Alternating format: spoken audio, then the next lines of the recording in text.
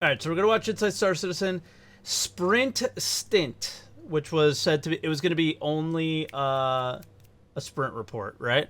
My chat has been reacting to this in my Discord for the whole day and like showing pictures and stuff. So I've seen a little bit of it, but I have not watched it.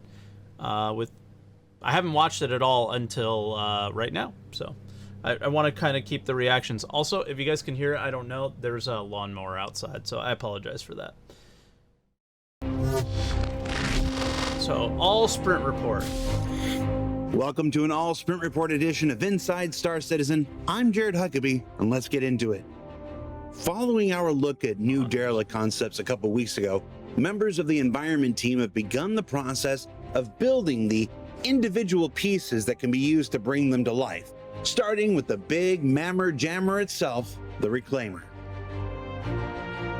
Now, Okay. this is sort of like a reverse white box phase, where It's also showing that the concept art that we saw, I think 2 weeks ago, isn't BS. Where the concept art that we saw 2 weeks ago, I think it was 2 weeks ago, is actively being brought into game like immediately. But the biomes were the ones that were probably bullshit. I don't know. where environment artists take the completed work of ship artists and then begin to break it down, stripping it of all the extraneous parts and then bending and twisting the superstructure in ways But this also still just looks like an image and not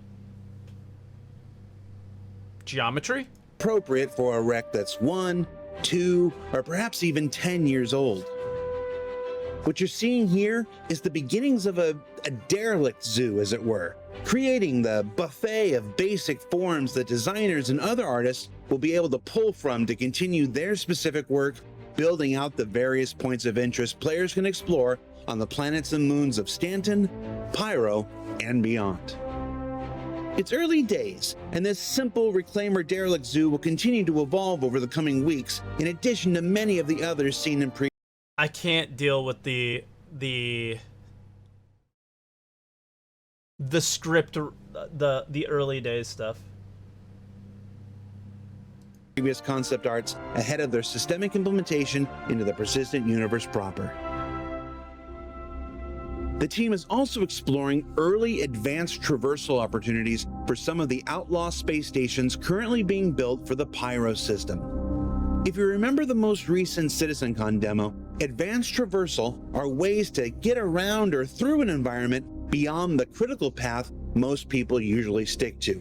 Now, by following a variety of indicators still being developed, including simple things like tracing the path of an unusual cable or scratch marks on the floor, the players can discover these advanced traversal paths designed to lead not just to interesting tactical opportunities, but special loot and content rewards for those who spend a little extra time exploring. Okay, like, all cool, but it's being done for the Pyro system. So this is still, like, we're trying to figure out is,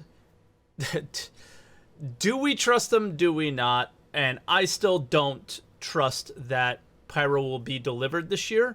So, and they're already, it's February, and they're already pushing Pyro, Pyro, Pyro, Pyro, Pyro. So something like the advanced traversal system would need to come into the Stanton system in order for me to care, right? Because I just don't think we're going to get Pyro. So I really think all this is being done for some sitcom demo. That's what I think. I think that is when Pyro will be unveiled, is at CitizenCon, and I'm not sure if we'll get it in the December patch, because it's hinged on meshing. We all know that. That's why we don't have it. That's why they weren't working on it. It's because it's hinged on meshing. So the idea of all of the work towards development being done in a system that we can't use is kind of frustrating. But at the same time, like, from what I see, I mean, it looks pretty cool, right? All these little nooks and crannies where things may be, exploration, all that stuff. Sounds like it might be fun one day. As for everything else you're seeing here, this is still very much a work in progress, with only the earliest of lighting, texture, and prop passes being complete. But it's a neat look at how these stations are pushing not just into new dynamics visually, but a universe of possibility for additional exploration as well. And like with the outposts you saw at CitizenCon, Cool. they won't be assembled the same way each and every time, so you can never be too certain what's around any corner. Whoa, neat. Members of the Right. environment team also took a sprint to explore something on our backlog, namely the addition of small and medium-sized hangars to the ring structure of some space stations. It's a small touch, but these small touches, they add up to make for a more Oh my god, you can tell these guys don't play the game. That is not a small touch. That is not a small touch. That is absolutely necessary. Okay, at every one of these, there is an armistice zone that you can fire in. So when a ship spawns on a pad, what do people do? They just blow up your ship before you could do anything about it, right? So it being you being able to use a hangar to spawn your ship, and you being able to use a hangar to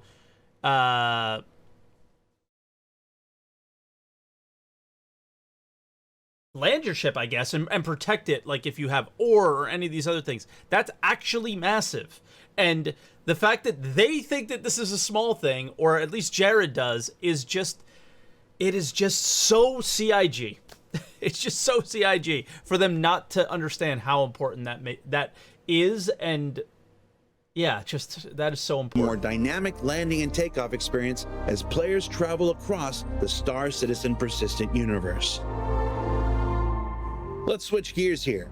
From bounty hunting to mining, from emergency response to racing to espionage and security, as the reputation system continues to grow and expand within Star Citizen, so too must the interface that represents it.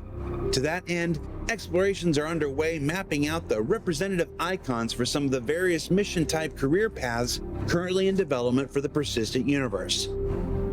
Now, in a recent sprint, icons for several more reputation paths were proposed, including kidnapping, hauling, smuggling, and theft. Okay. Now, these aren't the full array of possible reputations. Courier is different than cargo hauling, which is cool. So this is like box deliveries. Espionage, not really sure what that might be. Hired muscle, I think we know. Emergency response, ECN missions. Salvage, there's just a blank one here. Oh, these are like different levels, I think, or different types, maybe. Hauling, different types. Smuggling, different types. Theft, different types. Okay. I think it's awesome that you're working on icons, but I think what would be more awesome is if they shared their vision for what those would actually be. But again, it's just icons, so it's not that exciting. I don't know. Paths, just a few that the UI team is currently making icons for. But we'll be covering more about this massive expansion of the reputation system and the various mission types and activities that go along with it as development continues.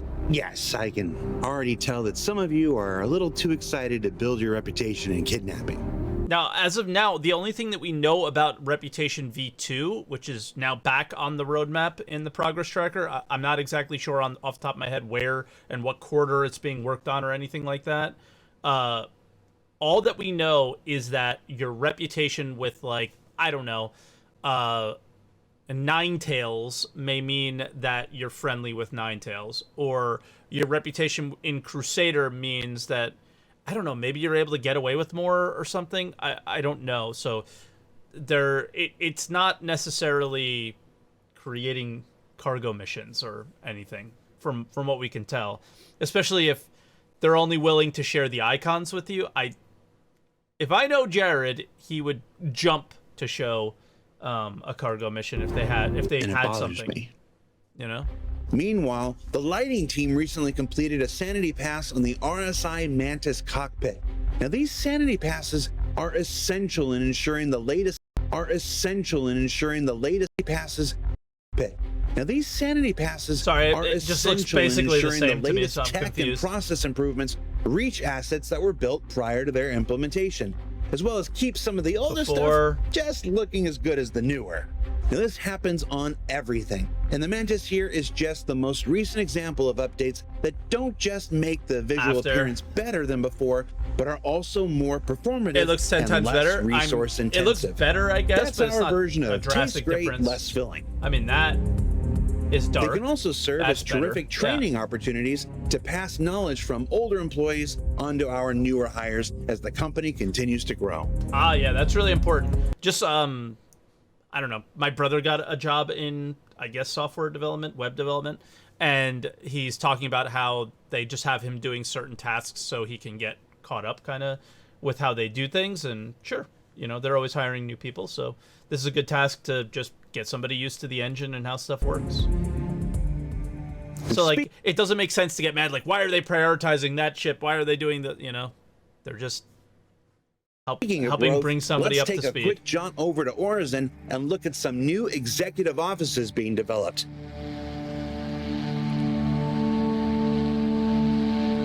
Now, these structures would be placed out on some of the raised landing platforms and provide a small, self-contained working area for Horizon's bureaucracy, including an elevator down into the inner depths of platforms beneath. Of course, as for what adventures players may one day find in such an area, I'm not telling. Mostly because I don't know yet. No surprise there. I just don't think there is any gameplay here, and this is just the standard, like, it's just desks with computers. What gameplay would be here? Let's move on to some ship updates with this look at the continuing final art phase of the Vulture from Drake Interplanetary, where you can see all sorts of the smaller details you'd expect to see, while unifying some of the scale reads, where some items in the back half seem to feel a little more chunky compared to those in the front. It's pretty much just tightening things up and finishing them off now ahead of Salvage's intended release later this year. But before that happens, we've got the MISC Hull A barreling towards completion at the end of this quarter, where its final art pass continues adding all the various decals and decorations you might expect. But disclaimer here, those aren't the correct cargo boxes you're seeing here. The ship didn't just massively increase in size. It's just an artist having a little fun. They're also adding the trademark MISC turret underneath the cockpit and continuing to refine the expanding and contracting cargo grid for all your shipping needs. That looks sick. Now, we'll be talking more about the Hull A later this quarter before its intended release in Alpha 3.17. Oh, this is coming next batch. Of course, in Merchantman news, the team continues Whitebox phase, working through the entirety of the ship's interior in their efforts to fully map it out before going into Graybox. You can see some of the main bridge here with the pilot seats up front and the staircase to one of the primary turret rooms above. I can't get hyped about the white box. It's simply about making certain every space has a purpose, has the room for players to achieve that purpose, and to do so with the signature organic shapes that have come to identify the Banu thus far. Once they get past this, it'll start looking cool. Moving down to engineering, work continues making certain everything is symmetric. Banu Merchantmans equal the homesteads of 2022. I think the Banu does. I think the entirety of the Pyro system is the homesteads from 2022. They're just going to keep shoving that down our throats, but there's not going to be much that we're going to be using of it. Now, last time we showed it, the stairs here were getting just a little too pinched. Think is going to happen. So they've opened up the area a bit, trying to make the whole room feel nice and grand within the confines of the current exterior. And then in the habitation area, you can see the beginnings of a Banu shrine that we'll explore more of in the future.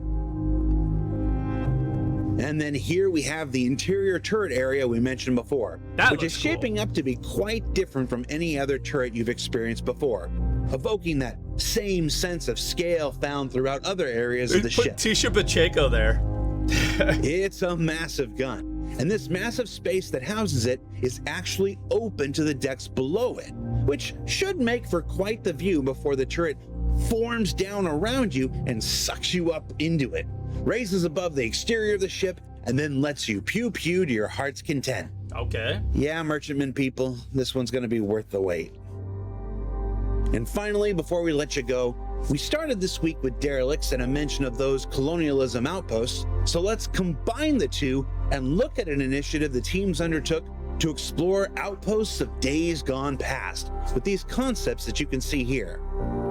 At least these are biomes that we have. Right? At least these are biomes that we currently have. Like, I get that it's concept art, but like we have these buildings in game already, and we have trees like this. So at least one of the many it's not projects the team at Turbulent is working on are the systemic tools that will one day bring these to life across the Pyro system. But as with all concepts, artists must first explore the ideas further and set the goals for those systems to build towards. And just like the Reclaimer derelicts from before, work has also begun creating the derelict outpost. And these are white box. So these are already being brought into engine, and it's not just concept art. Zoo that will one day serve as the basis for hand-placed points of interest first, then the systemic implementation still currently in development. Now, whether it's brand new or 100 years old, each location is a new opportunity for story and gameplay to be found throughout the upcoming Pyro system. It would only be an opportunity if you took the opportunity to add story and gameplay to the actual video game. But okay, instead of just showing the art of it.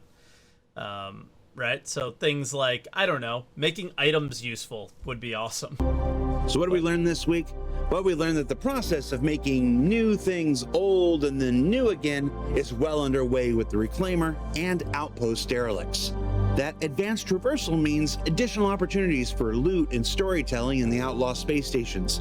That the Banu Merchantman continues to make its impressive journey through Whitebox, and that the reputation system is on the cusp of expanding into a wide variety of legal and not so legal activities.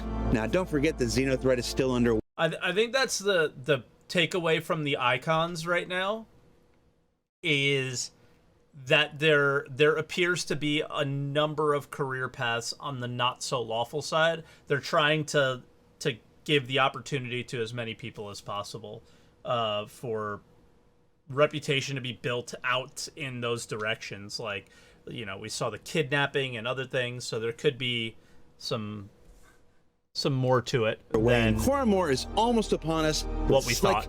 Iridescent paints, and hopefully no more Valentine's card contests that I have to explain to my mother. For Inside Star Citizen, I'm Jared Huckabee. We'll see you all next week. Oh, thank you, Jared. All right, so that's ISC. Yeah, just meh. Like, I don't know. There wasn't much there. It was mostly art. Nothing really exciting about it, so cool, I guess. That's cool. I don't know. That's just my feelings about it, is that was a very meh episode, and yeah, I mean, the game in 3.16, pretty meh.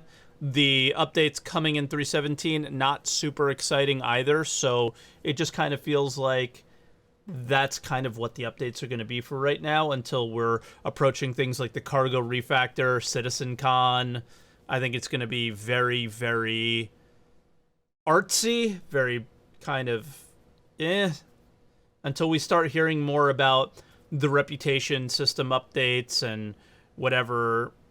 If they do anything with loot, if they do anything with inventory, if they do anything with medical, to build off of what the experience they've already provided. I think that's the thing that's missing right now, for me, is that they have the tools now and they need to build on them. So, yeah. But yeah, I agree. It feels like Groundhog Day every year, but this week more than ever, it's just very nothing. And then, of course, you have the Coramore sale, and it's just like, ugh. It never ends. It never ends, guys. It just doesn't end.